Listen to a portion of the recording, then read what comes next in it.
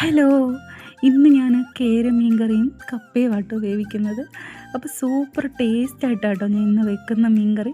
അപ്പം വെക്കാൻ അറിയാത്തവർ എന്തായാലും ഈ മീൻ കറി ഒന്ന് പഠിച്ചു വെച്ചോ. വേഗം റെഡിയാക്കാൻ പറ്റും കേട്ടോ. അപ്പം അതിനായിട്ട് ഞാൻ കുറച്ച് കടുകും കുറച്ച് ഉലുവയും മാത്രം ഇട്ട് പൊട്ടിച്ചെടുക്കും.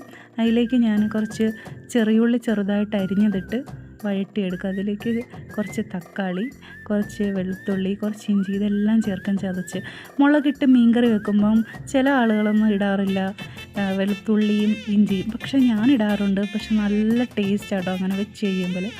അങ്ങനെ അതെല്ലാം ഇട്ട് നല്ല വഴറ്റിയിട്ട് അതിലേക്ക് മുളക് പൊടി, മഞ്ഞൾപ്പൊടി, മല്ലിപ്പൊടി ഇട്ട് നല്ലോണം വഴറ്റിയെടുക്കുക. ഇതിനിടയ്ക്ക് ഞാൻ കപ്പ വേവിച്ചിട്ടുണ്ടായിരുന്നു. കപ്പയ്ക്ക് കുറച്ച് താളിച്ച് ഞാൻ ചേർത്തിട്ടുണ്ട്. അപ്പോൾ അത് റെഡി ആയിട്ടുണ്ട്. അപ്പം ഇനി മീൻകറിയിലേക്ക് കുടംപുളി ഇട്ട് കൊടുക്കണം. കുറച്ച് ഉള്ളി, ഒരു പകുതി സവോള ഞാൻ ഇടയ്ക്കൊന്ന് കടിക്കാൻ വേണ്ടിയിട്ട് ഇട്ട് കൊടുത്താൽ കേട്ടോ. നല്ല ടേസ്റ്റാണ് അങ്ങനെ വരുമ്പം. വെറുതെ മീൻ മാത്രമാകുമ്പോൾ നമുക്കത്ര ഒരു സുഖം തോന്നില്ല. ഇടയ്ക്കൊരു പിന്നെ ഉള്ളി, സവോളയൊക്കെ കിട്ടുമ്പോൾ ഒരു നല്ല ടേസ്റ്റാണ്.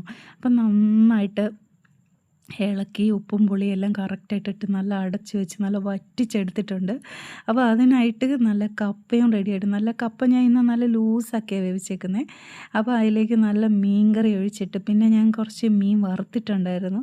മീൻ വറുക്കാനായിട്ട് ഞാൻ കുരുമുളക് പൊടി മാത്രമേ ഇട്ടുള്ളൂ, ഇത്തിരി മുളക് പൊടി. ഇപ്പം നല്ല ടേസ്റ്റാണ്, അടിപൊളി ടേസ്റ്റായിരുന്നു. നോമ്പായതുകൊണ്ട് കൊതിയായിരുന്നു. എന്നിട്ട് എന്തായാലും കഴിച്ചു.